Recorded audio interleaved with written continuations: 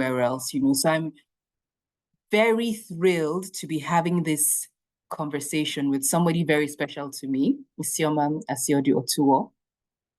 And her bio is up here. This is like her professional bio, she's a very accomplished operations leader in the energy sector. I'm sure you know her very well with that. She has 15 years experience managing multi-million-dollar joint ventures, not thousands, multi-million, right? And so she has that on the corporate side. But beyond that, which is why we are here, she leads, she's very passionate about women's advancement. And so she was a pioneer global advisory board member for Lean In Leadership Program, so 2022-2024, and has helped establish over 100,000 women's circles worldwide. Wow. So how, Isioma, I don't know, when did I meet? I don't know. I feel like she's always been in my circle. So I know that our parents knew each other. But I think we became close when I joined, or at least I joined a Blizzards and Baby circle over how many years ago now? So that's how I met Isioma. But Isioma, beyond Blazes and Baby, she's become a very dear friend to me. And so she co-founded Blazes and Baby, which is a thriving international community that supports working mothers in balancing their careers and their families. She has also contributed to developing the Lean In Women at Work curriculum, in partnership with the Stanford faculty, and has led the founding of employee resource groups and piloting of programs that embed inclusion and tackle biases in organizations. So besides all of this, right, Isioma is really passionate about this topic, and hence, her founding of this platform and authoring of a book, developing courses. She's just so passionate. And Isioma, are you here? So very nice to have this conversation with you. And thank you for here. Great. Great. It's good. Like, who should talk about? Oh, it's me. It's good to see you. I love this work that you're doing. You're so passionate about it. I love the fact that, you bring people in to support you, and, you just keep at it. And, it's such important work. The work is never done, like you said, so well done to you. Yeah, thank you. I think the work is never done as long as humanity continues. Women would keep having kids and women will keep working. So the work never stops. It's just how do we make it better together? Of course. How fast can we transfer lessons? And I think that's the motivation behind this conversation, the books, and is to transfer lessons faster. Of course. So women do this with less pain because it's such a beautiful experience. Of course. Okay, so let's kick off. So I just want to ask you about, and then obviously background, apart from your work, your amazing bio, you do have 2 kids, 2 girls. So this is not just, I'm authoring a book, advocacy. This is something that you have been through, you have lived. And so anything that you're sharing with us, your book, all the conversations that you have, it's through your own experiences as, going through that experience and just being a working mom as well. So let's dive into the conversation. And I just want to ask you, when you think about your own journey, right? You have 2 kids now. What kind of support, whether formal or informal, made the biggest difference for you in your journey? Let's start from there. So to be fair, the very first support, I think, was from my siblings. Just the fact that you tell people I'm pregnant and they're genuinely happy for you. And they're like, oh my God, and it's the first pregnancy they had all experienced in the family. So it was like, oh my God, what's this going to be like? And then of course it takes people to make a baby. So then your spouse is there, but he's also clueless, like, okay, I'm going to be a father, but it sounds very exciting, but no one really knows what it's going to really feel like. So Happen. I think it was from my siblings and my spouse as in the very first. When I went to the workplace, my first interaction, or the first person I was pregnant at work, I didn't get a supportive response. But Mm. my first glimmer of hope was my mentor, because I went to meet my mentor and I started crying. I was like, Mm. oh, this is such a good thing. Why are you crying? But because I didn't take the first response, it made a difference. I was like, oh my God, what have I got myself into? But my mentor made it better, and he was Okay. a senior guy.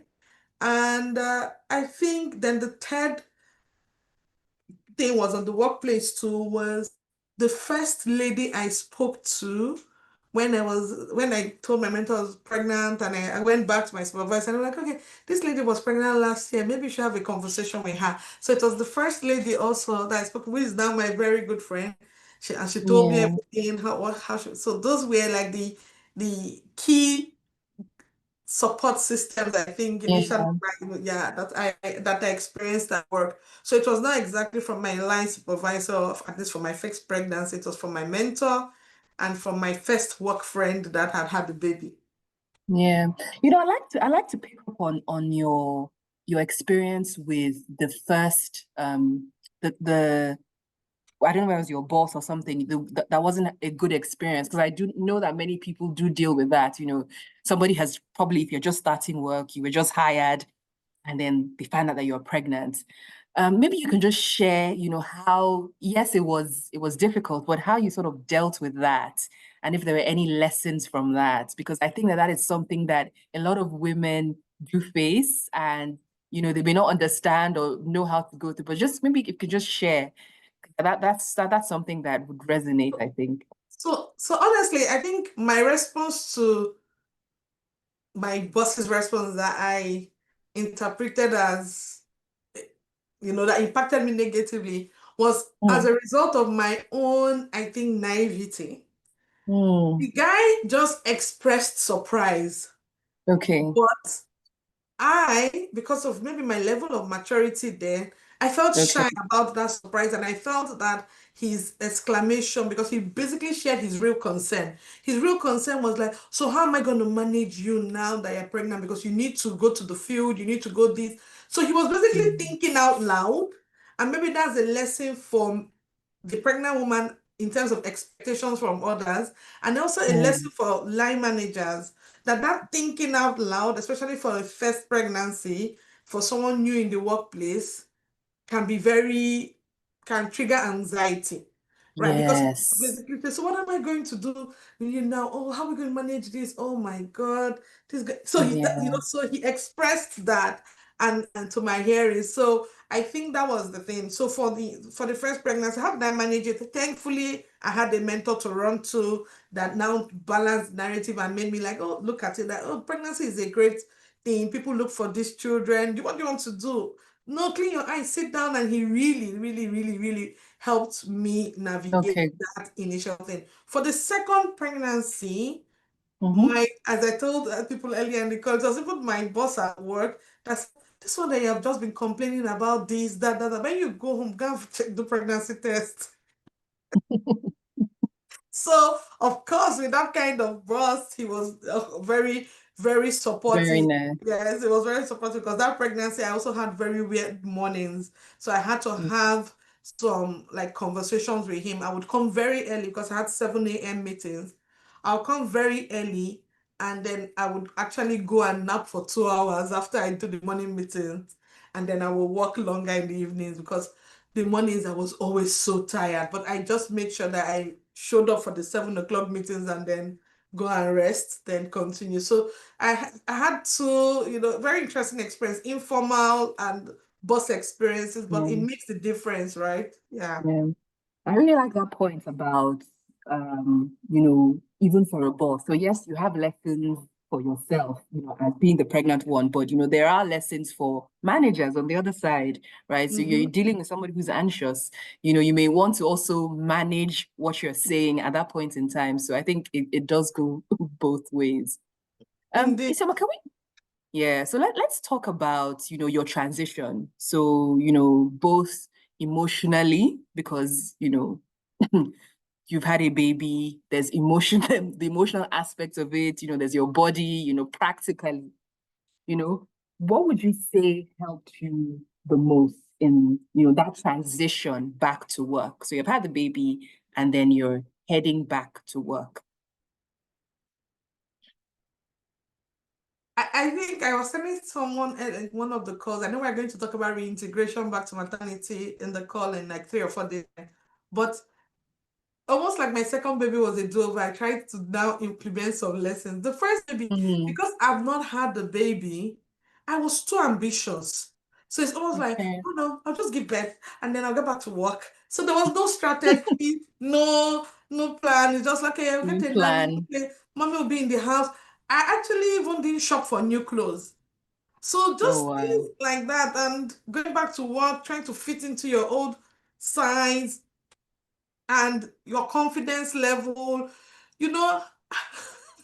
And then when I think about some of the things, I actually laughed. My second pregnancy, when I went back to work, I was doing an onboarding conversation with my new team that was going to join, one-on-one with my manager, and I dozed off. And I dozed off. Like I slept. Wow. I slept off. So like there was no game plan. Like the real it was no. So but that's some of the lessons I put in the book, like really pacing yourself, not being too in a hurry to go back to work and thinking you just get back in stride. You have changed. You've created a whole big human being. Yes. So you have to now take the time to understand what your new you needs, so you can be able to go back to work and tactfully, communicate those new needs and just modify what is required to be modified for you to fit into the workplace for yourself. But if you force yourself back into your old routines, your old pace, you will have that constant embarrassment and wrestle and guilt and self-criticism, because you haven't taken the time to understand what you really need. And if you don't understand what you really need and what you need to perform, then you're not able to communicate it. You are not able to advocate for yourself. And everything just piles up to lead you towards a place of anxiety and low performance in your career. And then it can also spiral into relationship issues at home. Yeah. Did you feel that there was pressure to, obviously when you're coming back, to bounce back, or to because you mentioned, things around, there's a new you have a whole new baby, things are different. But in coming back, did you feel that pressure to, okay, let me perform as like how I was performing before, I've been away, let me do more, and how did you handle that? Oh, I felt that way. The first, and it's also because you're in a male-dominated workplace. That's for me. So first, the fact that I studied engineering in school and I was not a slacker, it's a competition. You've then come into the energy industry. You're standing shoulder to shoulder with these guys. All of a sudden, you're pregnant and you're sort of slower. So you'll be trying in that naive mind, you're still trying to like, I can do what they can't beat me. And actually, really, they could not beat me because I still came back from maternity leave. I was the first person to exit the graduate program. They didn't go on maternity leave and I exited it. But I know what I pushed myself to do. Do you understand? And I asked myself, was it really necessary? Yes, I have this bragging right now that I came back from maternity leave. I was the first person to still finish the graduate program. I got a distinction in my, in my course and exams that we were all supposed to write. It's great bragging, right? But I'm just wondering, like, I really stressed myself. Stressed yourself. Yeah. And that was because I didn't feel safe. Okay. So, and that was because I didn't feel safe. And that goes to the whole support system in the workplace. Yes. It felt like I was going to be cut out or left behind If you didn't do as much. if I didn't do as much. And I also felt that it would be like, women now, they have had children. So, I thought I'll be pushed aside. I thought I'll be looked at as less, and I could not afford it at that point in time. So I think the workplace didn't give me that sense of safety. So I had to do what I had to do to make sure that my biggest fears at that time does not come to pass. I'll not be another statistic of a lady that got pregnant and fell to the wayside. And was that different for both? So was that experience in your first and your second as well? Did you feel that pressure in both, or did things change for the second pregnancy? For the second pregnancy, I was better paced, but I changed teams, and I think that was when I slept off. But it was different. It was Okay. different because I had advocated for myself. I'd got myself to a team. I was in a team with people that I didn't have to like prove. They believed in me. So it was in a much better place, and my performance too was better. But the only Okay. thing is there was a mental issue which we would explore maybe in another session that I Okay. didn't really know I was going through at that point in time. That Okay. I was going through like real postpartum depression.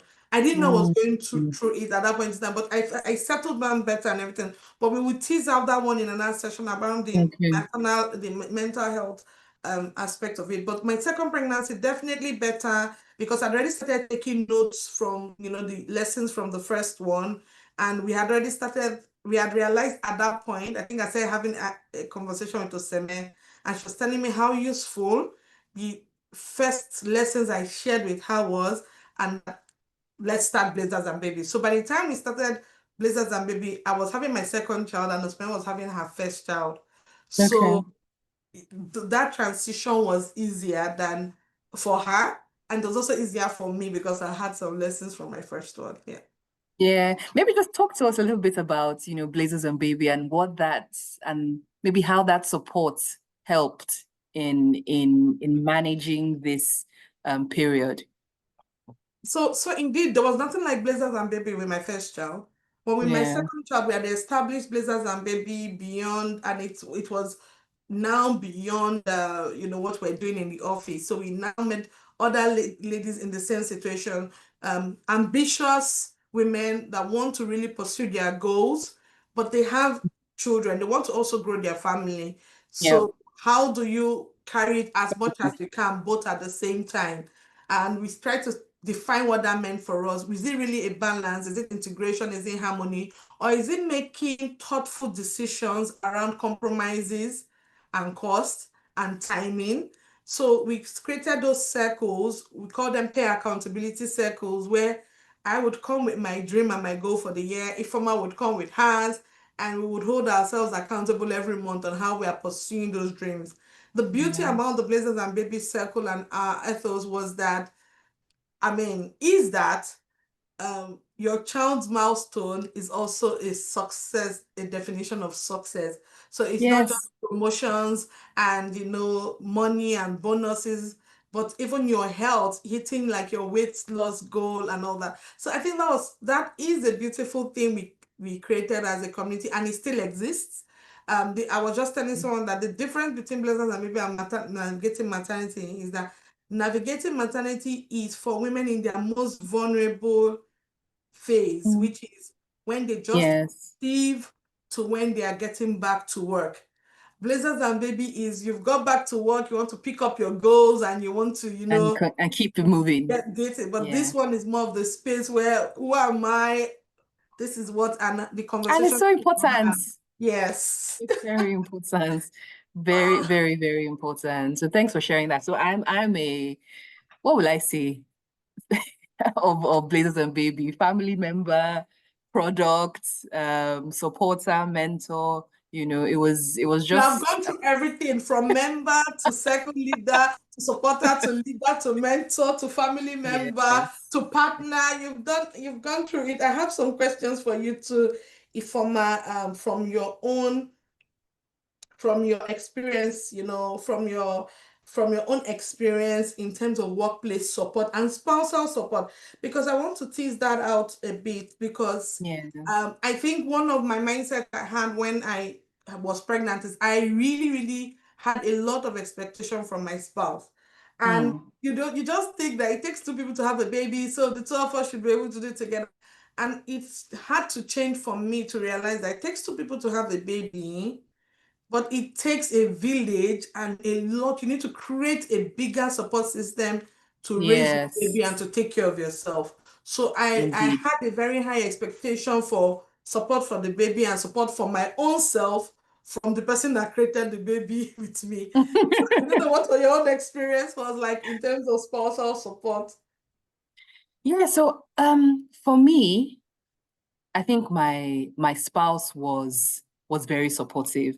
So I have a mentor who says that picking a husband is actually a career decision. I always found that very interesting because, apart from everything else, that person is with you, with your work, with, everything that you're going through. And so navigating maternity, so obviously becoming pregnant, my spouse was there just taking care of me. So I had all my three kids in an investment bank. And anybody who knows how, investment banking is, it was really tough, really high pressured, and I was just grateful for, I felt like I was the one trying to let me not say kill myself, or just trying to kind of like trying to still deliver at those pre-pregnancy Mhm. levels.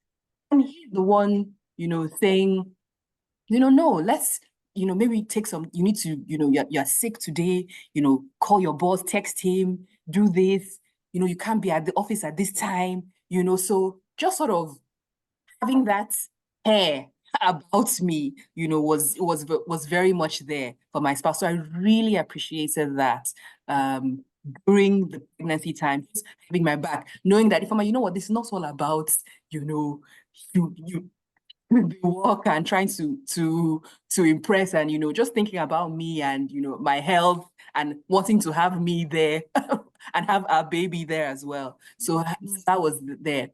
And obviously afterwards as well, he was really supportive. Obviously, not in the, not with like what's it called?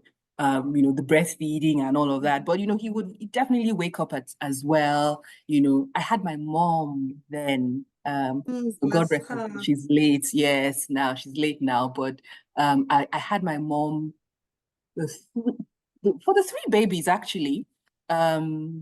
She died when Fife was about 1.5 or 2. So she was very, very, she was like my village. She'll just be like, Ifeoma, you know what? Don't worry. I know how your work is. Just drop them and go. You are Oh, fine. Right? bless her. You don't worry. I have that. So for me, that was a gift. It was a blessing. That sort of not being able to, or being able to know that, see, this person is treating, in fact, even more than me, is treating these kids like her own. So that gave me peace of mind. That gave me sort of, so that was fantastic. And then obviously every other thing as well, me arranging the care, making sure that people knew where I was, where I had to be, so it was all part of it. But yes, spouse, yes, your immediate family. My mom for me was that special pillar, right? So like her house was like their house, or like a daycare, but it was just so important. And it allowed me to just thrive during and after maternity. Yeah, I just really shout out to mothers. I've also heard of some fathers, some grandpas that actually take. I think my friend, her father was one that did Omogo. It was really quite interesting to see. I think I've had two fathers. I've seen two grandpas do it. Yes. And I know most people say my mom, but because there's a lot of expectation in terms of caregiving for us as For women, mothers, even in yes. old age, still going to care for your children. One thing that I know that I had a conscious discussion with my friends, and I think that was by I think it was still the first or second, I forgot it, but I told them we need to create our own support system because I was not in a town that I had friends. So I Hmm. had colleagues, right? And I had my mom, coming to visit. I had my sister, luckily, was doing a course in the city I was in. Okay. But at one point, I told my friend, because I think she was stressed, and I said, you know what? We can be our own support system for one another because we may not be stressed at the same time. You may just need one day. Bring your baby, because actually it was a baby, like a 4 month old, 5 month old. Bring your baby, drop your baby with me. I have my mom, my sisters with me. So we Mm. would, give you that buffer. And then we can, when I need you. So we had that discussion. And alas, this is 12 years after, the both of us are in Doha together and we still have Oh, the the arrangement. same. We Oh, have nice. that same arrangement. How, when she wants to travel, she brings her kids here. But not, we didn't plan that we're going to be like friends for it for this long. But I remember that conscious conversation about 12 Mhm. years ago when she was Yeah, struggling with her child, and I said, why don't we form our own support system and exactly. activate it? So I think that was my first introduction. That you can actually activate Yeah, a support system, and it's just to have that vulnerability to know that you need it and this yeah. person can be part of it. It's almost like toasting. Yes. Can you be part of my support system? Yes, yes. And that's the thing about, the circles, you can create. So really important and very helpful, the fact that we can actually have these circles and women who are going through the same things that we are going through. Yes. So I have another question for you, if for people start asking their questions. Okay. Um, so when you so who was a surprise add to your support system? So it was actually, so we've spoken about, my spouse, my mom, the people, your family, people that are sort of you would expect. But the Mhm. person who was surprising was actually a colleague at work. Mm, Yes. okay. So she had, I think she already had about two kids at the time. She had another one while I was there.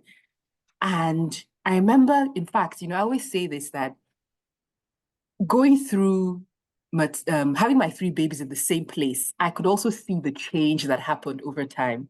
And so with my first baby, there was there was no place to express.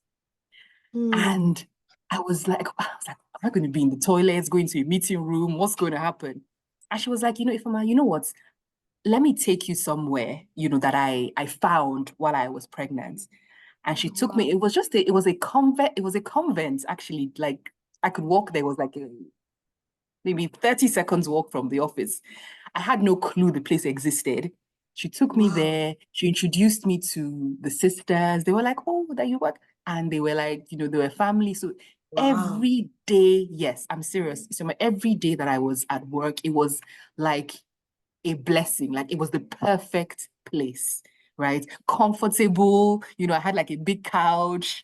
There was no like, oh, somebody's coming, meeting. There was just peace. And she did that for me. So I did that for my first, my second, and then by the third, the office. And I don't Mm. I actually don't know why I never said, oh, this Did was not needed. consult you before moving. So the office, I don't know, suddenly I saw that, coming back, there was a room. So they were like, oh, Mm. breastfeeding, And for me, thinking back, I'm like, why didn't I also just advocate for this? Like why did I have, maybe because I had the place, right? But in my third, I saw that, things had changed. Obviously, people were talking about it. It was now the norm for people to have crashes, So I would say that yes, she was my surprise ad, but um, things have changed. Things are getting but there's still a lot of work to be done. There's still a lot, There's when still a lot. you know, what I also realize, and thanks for sharing, is talking to people can unlock a lot of things. Yes. Imagine, like, if you're approachable or if you're keeping everything to your chest, that lady will never take you to the convent, and God bless her, because some Yeah. people have those gems and they never share it, They never right? So share. they never share those gems, and you would have just suffered. I remember expressing in the tea lady's pantry, right? And Oh, then I would take ice bags the freezer. from the freezer, from home, and then you have, they had these lovely things they created to just help working mothers, like all Yes, the the bags with the manufacturer, ice the packs. bags with the ice pack, so to be frozen from home, and I would go pump, pump, pump in between meetings, all that. And I just thought to myself that really, when you have your first pregnancy or when you start growing your family at the start of your career, you actually carry a heavier mental burden because you sometimes are too shy to ask for what you need. Yes. You sometimes feel guilty for also even being pregnant. Some people have that Mm-hmm. guilt, like you feel like, oh, but I just came to this office now. I've just done 2 years, and now I'm pregnant again. Person is not pregnant and is also performing, and Yes. there's a lot. So, There's a lot. so there's a lot, and that's why you notice that when you said, I don't know why I didn't even ask, or you don't even want to ask the office for anything extra Exactly. because you feel like you're already a burden. I'm Going to already be, taking so much.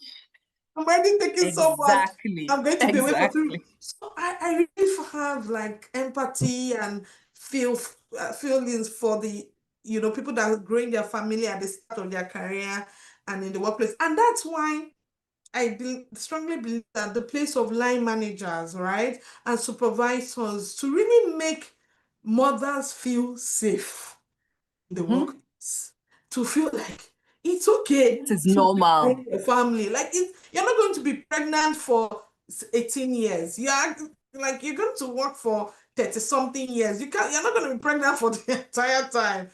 This is just Yes. a phase. It will pass, and we're here to support you. And we believe that you are talented, irrespective. Like, we believe that you are talented. We believe you have something to give. Because I think lots of the things that keep mothers not even tapping into the existing support system is the fear of, being cast Exactly. aside.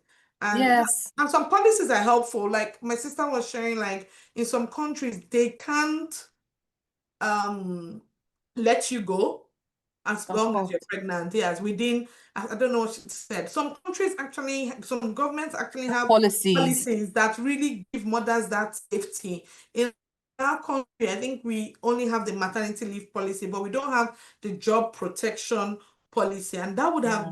I think that would be a good add if we have Yes. No, policy. no, exactly. Yeah. Exactly. Exactly. Exactly. Do we have time for one more? I can ask you Yes. one, and So then we then come to, wait, I even have one for me, but ask me and then I have one more yeah. for you. Yeah, so I was going to ask you, so, just thinking through everything, you're even now speaking. In fact, we're even speaking about policies now, but, what else are some of the things that you feel could help and support, maybe organizations, what are some of the things that would help in supporting women who are navigating this, this process, navigating maternity? I think policies at the organizational level and even at government level would make a big difference. And the culture, language people use in the workplace, like I know some people think they are teasing the woman, and but telling her things, especially first pregnancy, telling people things like, "Oh, your shakara don't end," or all those kind of things. It just adds some more anxiety, Pressure and pressure to anxiety. that place. So the kind of language, and I think what is underestimate the amount of training and education line managers and even guys in the workplace need Yes. around maternal bias. I had that experience when I came out from maternity leave. Everyone saying, "Oh, just settle down. I know you just came, and they're sidelining you from projects that you could actually be Exactly. getting competencies on, instead of thinking of how do I empower, she's been away for 4 months, and I know she's a talent. I know she's great. I know, or I, how can I tap into this person? She's back. She's back. Don't. She's no longer on maternity leave, but you're keeping her like Mm, still on maternity. Say, oh, know you have to breastfeed. So they just use that to sideline you, and before you know, if you're a top performer, or even if you're average, you're now seeing us like just by the side. And that's not the exactly. only problem. You then lose competence. From losing competence, you lose qualification to be And get promoted, then confidence. you lose Yep. money and you lose confidence. And you're just in that spiraling spiral. And that's why some women never recover. You see some women, they've been in the same job level for many years because the spiral, low confidence. So the low confidence, it impacts the performance, impacts the promotion, and they get more, the confidence goes down, down, down. So that's why Yes. it's very important. So let's see Yes. what questions people have. I think I have a question for you. It has to do with Okay. what steps do you take, and when do you onboard people into their role in your maternity journey? Is there a time? So I think maybe like most people, even like everyone, it was just different.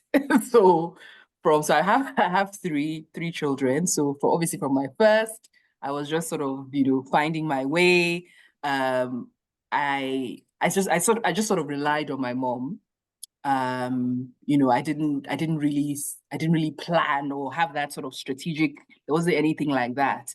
But I think just sort of going into second time around, third time around, I think the first time around, even the time, I think it was 3 months bang, I was back. Second time around, I was like, you know what? I actually need the time.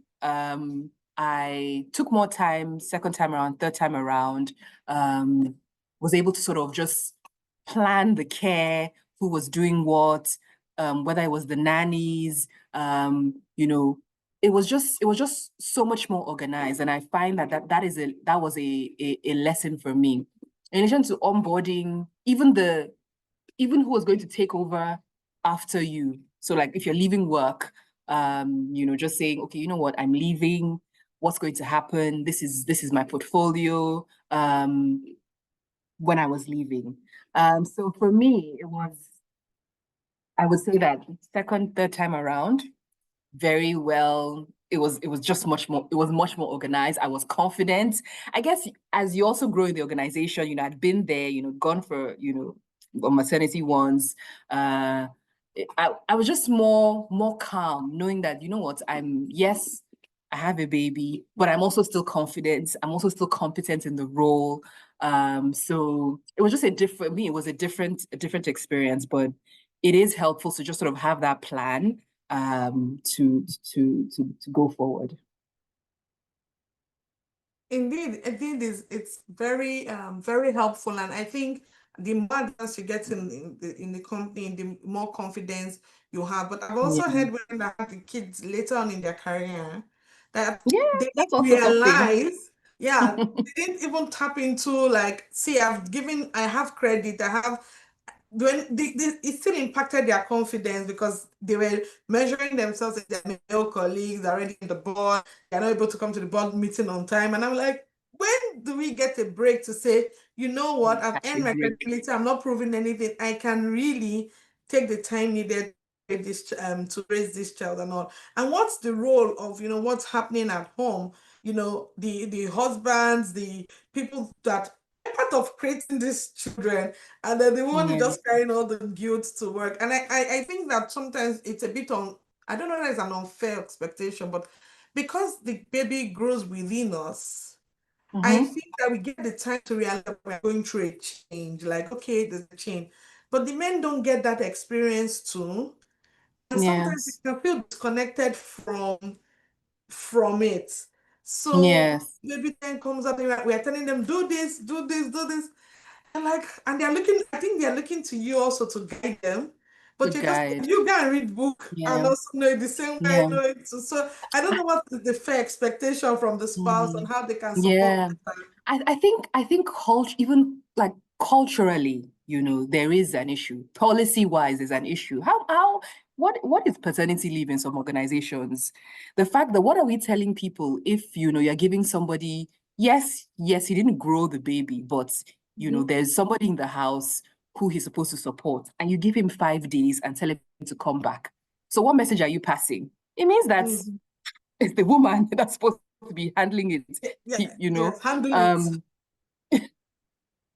somebody said they pay paternity leave as so, so for paternity leave is really for, the support, Yeah. right? You take the time so you can support the woman, who's just had the baby. Or Uh, even so that you can even learn what it takes to support, because I think people always skip that learning, because even as mothers, I think we learned what it took, what it had to take to take care of our child, and sometimes the men don't get that opportunity to learn what it takes, and we're like support. exactly. There's a learning curve, there's an education aspect of it That needs to happen. that needs to happen, that I think we don't consciously switch on. But because we go for antenatal and they keep telling us, do this, do this.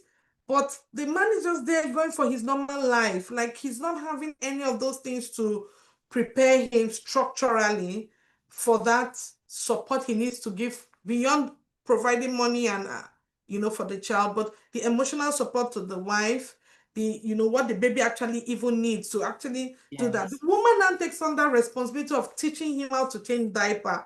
as And she just well. learned it 5 minutes ago. So it's a very interesting thing. In some societies, they have the father and mother classes that they go for. But in our society, they're Yes. still doing the whole thing of just antenatal for the woman's medical care. We have not got into that mental and emotional, Both of you come for this yes, class. come for I this think maybe class. that's where we need to be, and that's where we need to get to Mhm. in Nigeria. So that's it. I think the good one too. When I had my two children, my husband used to wake up at night to do some of Yeah, the night feeding. That also feeding. helps. Yes, that also helps, and that's the whole difference. That whole breastfeeding versus the other things. But really, there's some policies, and like the support system can grow as big as you want it to be. And I believe the wider, the better.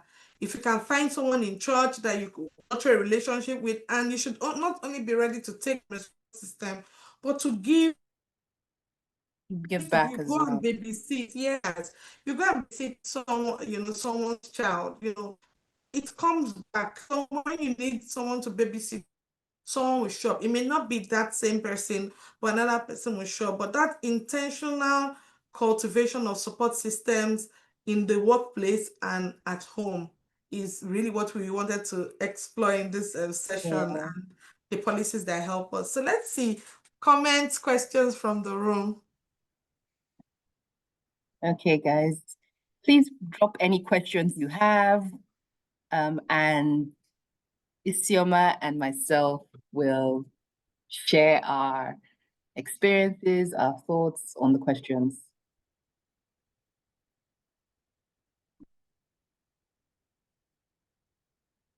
There's nothing new hidden. I basically was, Yeah. a lot of women don't share. And there's this, I don't know, secrecy about pregnancy. That's another interesting one, where people keep this secret Yes. because they think they will lose the baby, all the meat and Yeah. everything. That's And a culture. the That's a meat keeps cultural thing as coming. well. It's a cultural thing. And I think it harms us, because you then suffer with a lot of things that you could have shared with people that have been pregnant before you. And they will tell you, they will tell you something, or you share with your midwife, you share with other sources, but some people just leave it. It's just them and their husband and their mother-in-law. And that's just too small to really, support you through everything that you're going to be going through. Yes. So So that's there's fear of village people. There's fear of, oh, I will not perform at my level. And that you mentioned that about, having a safe space. So if you tell people, they'll start looking at you with a different eye, So but I would encourage sharing. especially people who, who've had kids. So like the way I shared with this lady as well, obviously she was so helpful throughout.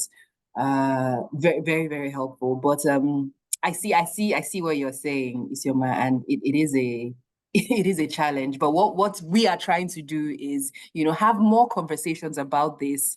Let's break the cycle of, Yes, let's people break just this secrecy. Yeah. remaining at their levels. The idea is that we have women who have great families and great careers.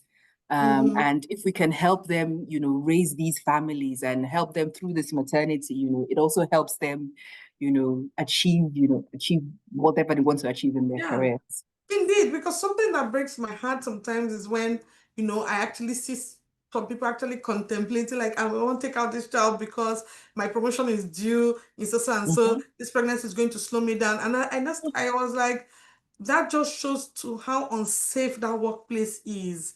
And Yes. that's the thing, the workplace, the competition in the workplace sometimes pushes people to the extent that Mm-hmm. they start making decisions that they didn't find themselves making because they feel like, and sometimes women are breadwinners. Let's not, so the woman's family's lifestyle and everything depends on her paycheck, depends on her next promotion, and she's the one carrying the baby. So women in that situation, most of the time, they are under pressure and they feel like, and they start having mental, burnout, all that, because they have to keep going. So there's the space for even a colleague, you being a colleague of a woman that is pregnant, Yeah. acknowledging that this woman is going to be anxious, she's going to be anxious.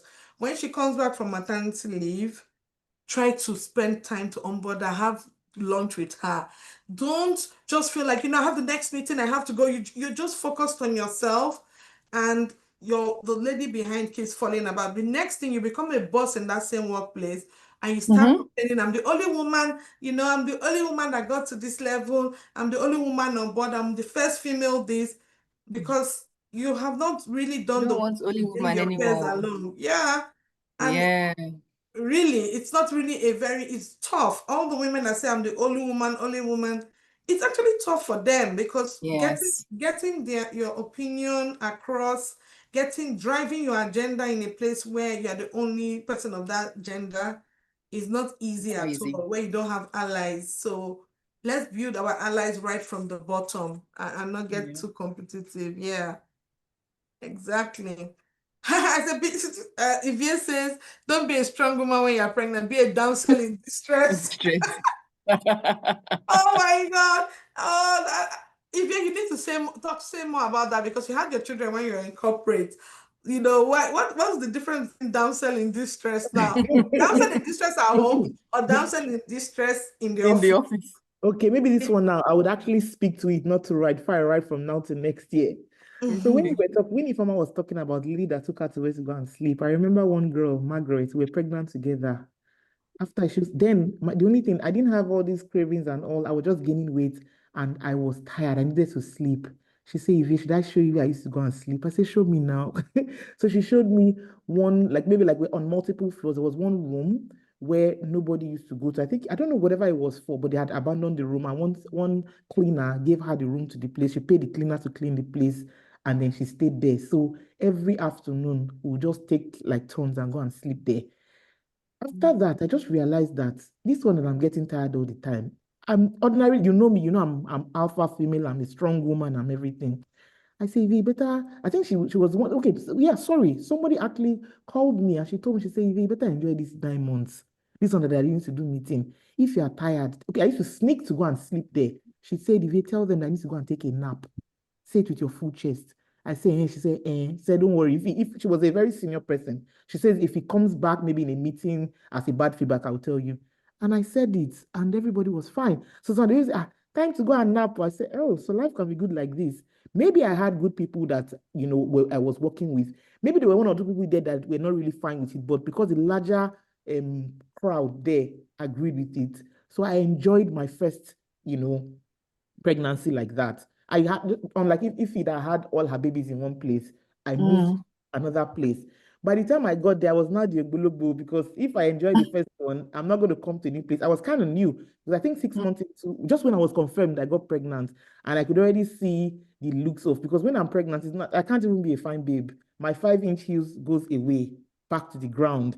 I don't, all those penguin Ivie goes away, but I was able, because the first one, somebody held my hand through it. The second one, I was able to tell them, I'm not going to be able to do this. I'm going to be able to do that. Knowing that, first of all, they cannot sack me if I'm pregnant.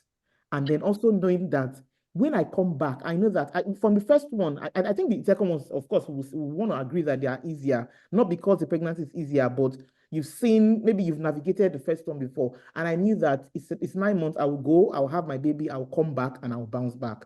So that's what I always tell, when I meet younger people, I say, better enjoy these 9 months, because the child is never going to go away. Once the child comes from pregnancy, it's not like taking care of child. So the only time you might really have time to just like relax is that pregnancy time, if it allows. So that's what I mean by, don't be a strong woman, be a damsel in distress. If someone that's strong like me can take time and enjoy her pregnancy 2 times, I mean, it's just something I always advise younger girls coming up. And I also, the higher up I went, I also became the Voltron for people who want to make snide remarks about, like, maybe not directly when I first get belly, but things like, now wow, you're still doing a job. I always remind people, I don't care if your mother, her sister, and her grandmother had an easy pregnancy. Everybody's pregnancy journey is different. So this thing we talk about advocacy. Many times when you are the one in there, I had my first baby at 25, second at 27. I wasn't this strong like this. So most times we might need to be the one to advocate for people that are pregnant. I might not be able to say it for myself when I'm pregnant, but I'm grateful for people who were able to, say those things, so that when I was also in position to advocate for other people, I also make sure I lent my voice to ensure that people fantastic. remind people for being pregnant. So get the help and also be the help to people. That's what I'll say. Fantastic. Thank you. But there's one question just before we wrap up. Yes, that question. I have one question. Are you the owner of that company? Do you have a supervisor? The thing is, if you're the only technical person on that project, there needs to be there are 2 things. I'm going to insight into it. First, there needs to be a conversation with your supervisor. So who am I handing over with? It's their responsibility to identify who you would hand over with. You are not supposed to plan your maternity based on the project. No, especially if you're a parent. That means they're exploiting you. Now, the second thing is, between you and your family, you can think about it that, because I'm the technical expert here and I have to go on maternity leave, I can share my maternity leave with them. How much are they willing to pay for you to give them that premium where you say you will give them some hours? Because this is also a leverage for you too, because that means you may be more important to that team than you even know. So there are 2 ways to do it. Either they look for someone, they bring someone in, and you onboard the person before you go on your maternity leave, so that you can have a peaceful maternity leave, enjoy your 4 months. If they are, it's not your responsibility. It's not your responsibility. It's not your responsibility. Except I ask you, is it your company? Do you have equity in it? Then for your business continuity and for your then you should equity, then you should. But if you're an employee, then they need to do, there's something they call contingency staff. They need to recruit someone that would do it, or you need to find somebody find within someone the that you would within the company that you would do. The best you can help them do is to give them options, like a short list of, okay, there are these 2-3 people that know, this one knows this part of my job, this one knows this part. We don't have one person that knows everything, and I can transfer the knowledge to them. But that's you also just being responsible, and and showing that, oh, you really care about the company's success when you go. As I said, there's still the opportunity, because I've seen some people that during their maternity leave, they are so bored, they have so much support, to basically say, okay, during my maternity leave, I'm going to work 1 day a week for you guys, or 2 days a week for you guys.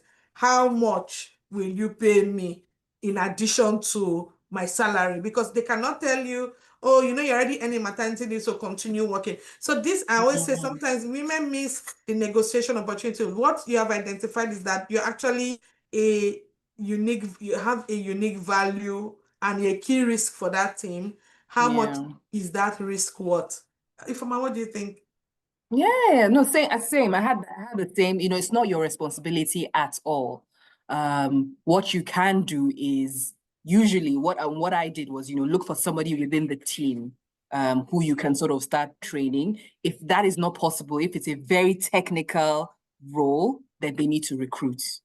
It's really not yours. So that question is coming like, okay, well, this can also be a challenge for me. When do I go? Do I have to stay until the time? Is that This is over exaggerated sense of responsibility, and that's what women ability. have. It's not your company, really. No matter No, how great you are, you care about the work.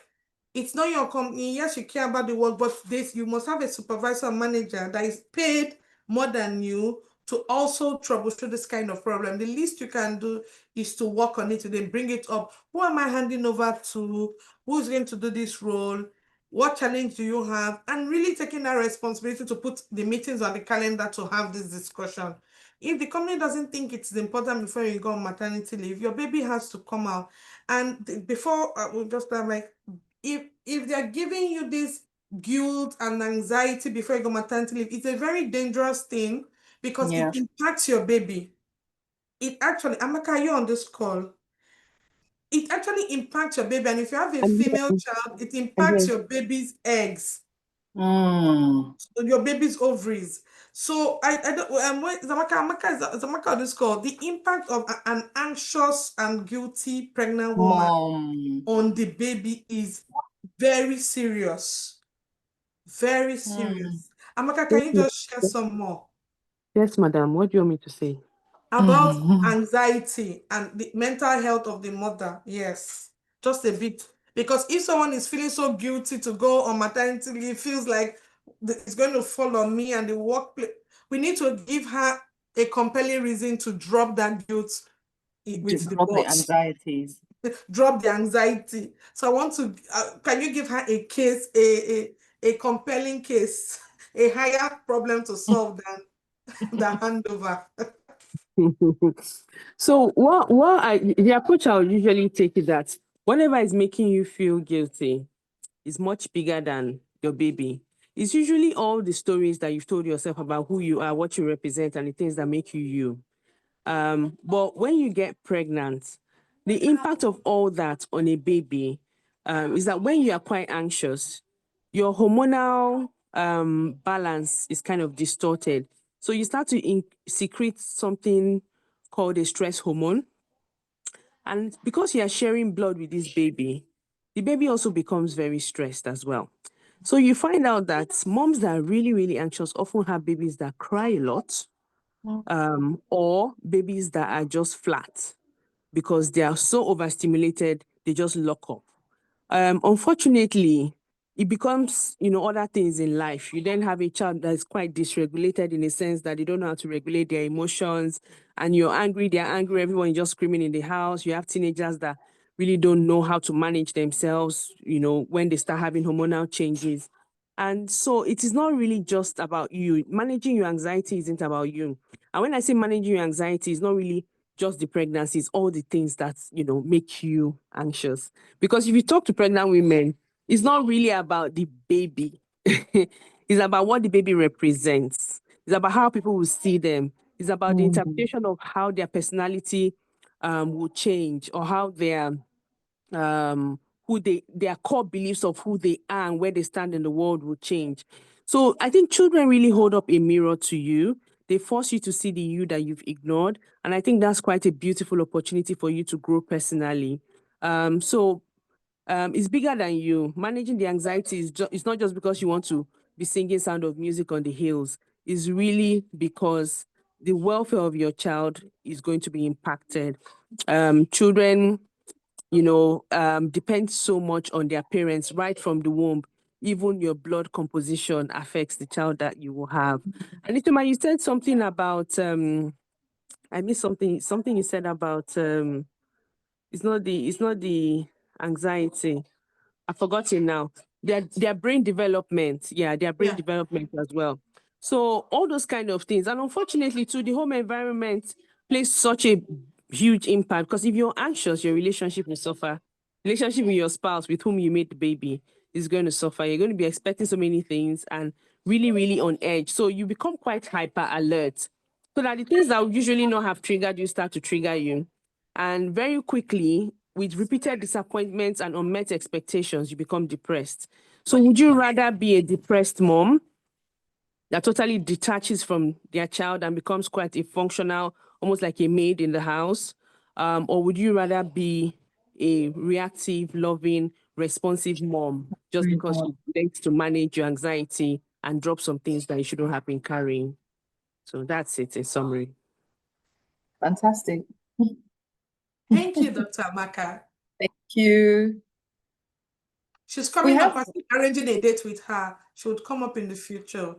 Okay. We have one more hand, and I think it's our last hand, and we'll close. Yes. Yes. I was just going to say, do we even have more time? But Pamela, please go ahead. I'll try and keep it really brief. I just really, I felt drawn to this point that Oluwatomi made in the comments, and I just think it's just something we need to really address, where she was talking about women bosses and how they make it really hard. And, that's something that really resonates, and I think we need to be mindful of how, I think I think I put something in the comments about a conditioning.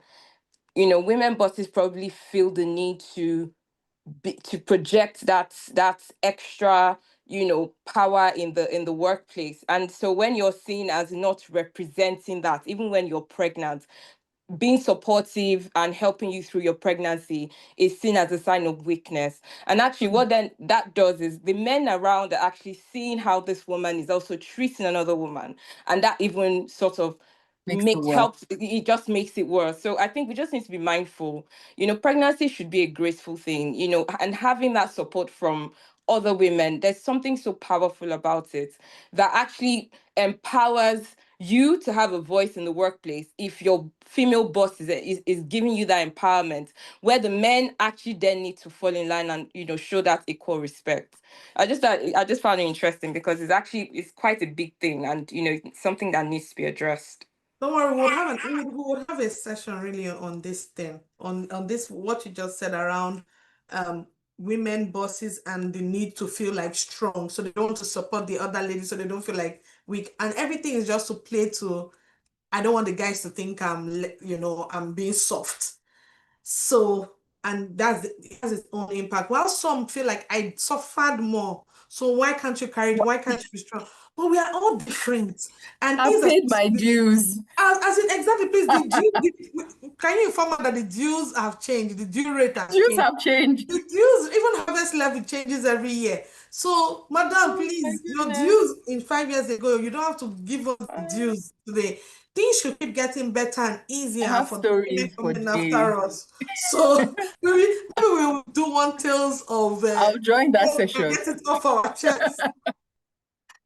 I've not had a horrible one, but I've had like some advice to say, all this your antenatal or anything you're going for, sometimes you don't have to go for all of it, just go, that kind of thing. And I'm just like, all the things women have to hide and disguise to fit into the male workplace, we want to perpetuate it so that the men will not notice that we have periods, they will not notice that we have babies, they will not notice that we have breasts, they will not notice anything. Like, so when will the workplace now start changing to accommodate the fact that we have talented women, and for them to be their best, we need to make some adjustments. Okay, so thank you. Ifeoma, back to you. I think for today we've had a good time. Yes. Thank you to Ifeoma for saying yes. Thank you, Isioma, for having me. This was amazing. I love conversations like this. It was time well spent for me, and I hope for everyone who took out 1 hour of their Wednesday evening, there's work tomorrow, to join us. So please just follow Navigating Maternity, on Instagram, on all the platforms, and just buy my book coming up. And exactly, which is coming up, which has so many lessons. Isioma is sharing so much about her experiences, the work that she does. And I hope this was, useful for you. So see you at the next session. Thank you so much. And remember, help the woman around you. Yes. Thank you. You're part Always of support system. Thank you. Yes. Thank you. Thank you, everyone. Have a good Thank you. evening. Thank you. Thank you, everyone. Bye-bye. Bye. Bye. Bye. Bye.